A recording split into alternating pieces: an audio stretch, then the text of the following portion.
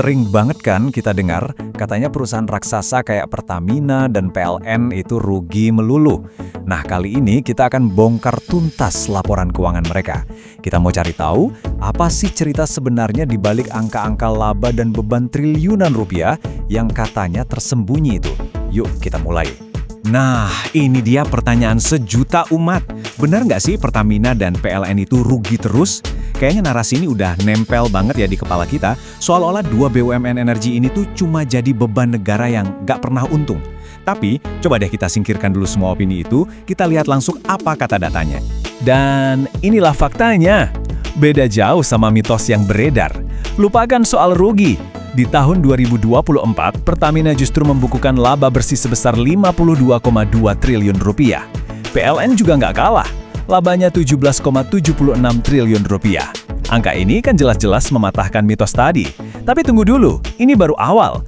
Cerita yang jauh lebih menarik itu bukan soal laba atau ruginya, tapi soal kualitas dari laba itu sendiri. Oke, kita mulai dari Pertamina dulu ya. Labanya yang puluhan triliun itu memang kelihatan keren banget. Tapi kalau kita kupas lebih dalam lagi, kita bakal nemuin ada dua sisi yang kontras.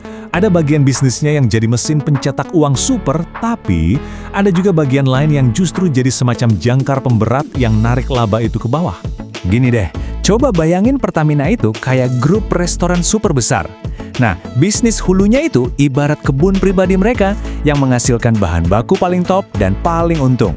Di sisi lain, ada bisnis kilang. Ini adalah dapurnya.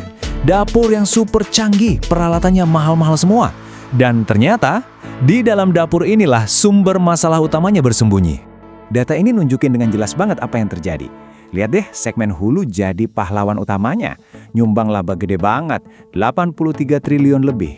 Tapi di saat yang sama, lihat segmen kilang. Dia jadi beban yang super berat, bikin rugi lebih dari 19 triliun rupiah. Jadi laba bersih 52 triliun yang kita lihat di awal itu sebetulnya adalah hasil akhir dari pertarungan internal antara si pahlawan dan si beban ini. Terus kok bisa dapur Pertamina ini malah jadi boncos segitu gedenya? Penyebabnya ada dua pukulan telak. Yang pertama, margin operasinya kejepit. Artinya, untung dari setiap liter bahan bakar yang diolah itu makin tipis. Nah, pukulan kedua, ini yang dampaknya jauh lebih dahsyat. Namanya penghapusan nilai aset. Apaan tuh? Yuk kita bedah. Oke, impairment loss. Jangan pusing dulu sama istilahnya. Gini deh simpulnya, ini tuh kayak pengakuan jujur dari perusahaan. Mereka bilang, aset kita yang ini, si kilang ini, kayaknya di masa depan nggak bakal bisa ngasilin untung sebanyak yang kita kira dulu. Jadi nilainya di pembukuan harus diturunin. Sekarang juga. Ini bukan berarti ada duit cash yang hilang ya, tapi ini sinyal keras soal kesehatan aset itu buat jangka panjang. Semacam pengakuan kalau investasi masa lalu mungkin nggak balik modal sesuai rencana. Dan ini dia skala masalahnya, impairment loss sebesar 1,36 miliar dolar Amerika. Kalau dirupiahkan, itu lebih dari 22 triliun rupiah. Angka yang gila banget kan? Inilah beban utama yang menyeret laba Pertamina di tahun 2024. Dan ini bukan cuma masalah satu kilang, tapi masalah sistemik yang kena ke banyak kilang, dari Dumai sampai Kasim. Analogi ini ngebantu banget buat kita paham. Coba bayangin, Pertamina itu kayak grup restoran super besar. Bisnis hulunya itu ibarat punya kebun sendiri yang hasilnya melimpah ruah.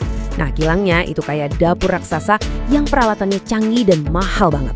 Sekarang yuk kita intip laporan keuangan si kebun dan si dapur. Nah, ini dia inti ceritanya Pertamina. Coba lihat angkanya baik-baik. Segmen hulu, si kebun tadi, untungnya fantastis. 5 miliar dolar. Marginnya tebel banget. Tapi, coba lihat baris paling bawah. Segmen kilang, si dapur, malah rugi lebih dari 1 miliar dolar. Jadi, keuntungan gede dari hulu itu seolah-olah kesedot sama kerugian di kilang. Oke, cukup soal Pertamina. Sekarang kita pindah ke PLN, yang ceritanya beda lagi. Kalau masalah Pertamina tadi soal kualitas laba, nah masalah PLN ini tersembunyi lebih dalam. Di atas kertas, laporan laba ruginya kelihatan sehat walafiat.